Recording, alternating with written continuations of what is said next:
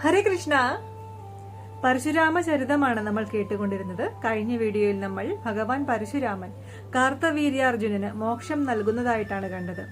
അതിനുശേഷം തന്റെ പിതാവിന്റെ ആഗ്രഹമനുസരിച്ച് പാപനിവാരണാർത്ഥം അദ്ദേഹം ദേശാടനത്തിനും ഒടുവിൽ മഹേന്ദ്രഗിരിയിൽ തപസ്സിനുമായി പോയി.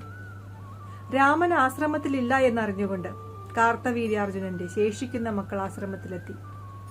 അവർ ജമദഗ്നി മഹർഷിയെ നിർദ്ദയം വെട്ടിക്കൊന്നു.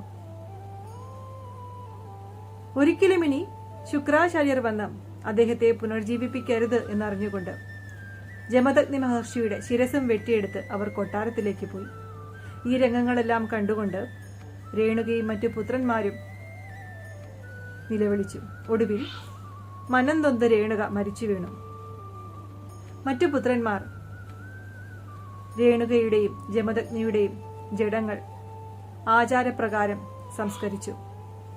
പിന്നീട് 12 വർഷങ്ങൾക്ക് ശേഷമാണ് പരശുരാമൻ ആശ്രമത്തിലേക്ക് തിരികെ വരുന്നത്. വരുന്ന വഴിയിൽ വെച്ച് തന്നെ നടന്ന കാര്യങ്ങളെല്ലാം അദ്ദേഹം ഗ്രഹിച്ചു. പിന്നീട് തന്റെ ജ്യേഷ്ഠന്മാരിൽ നിന്നും എല്ലാ കാര്യങ്ങളും അറിഞ്ഞു. രാമന്റെ കണ്ണുകൾ ചുവന്നു കലങ്ങി. ഇനി എല്ലാ ക്ഷത്രിയന്മാരെയും ഞാൻ നിഗ്രഹിക്കും, എന്റെ അമ്മയ്ക്ക് കൊടുത്ത വാക്ക് ഞാൻ പാലിക്കുമെന്ന് രാമൻ ശപഥം ചെയ്തു. പിന്നീട് എന്ത് സംഭവിച്ചു എന്ന് നമുക്ക് നാളെ കാണാം. അപ്പോൾ എല്ലാവർക്കും ഹരേ കൃഷ്ണ.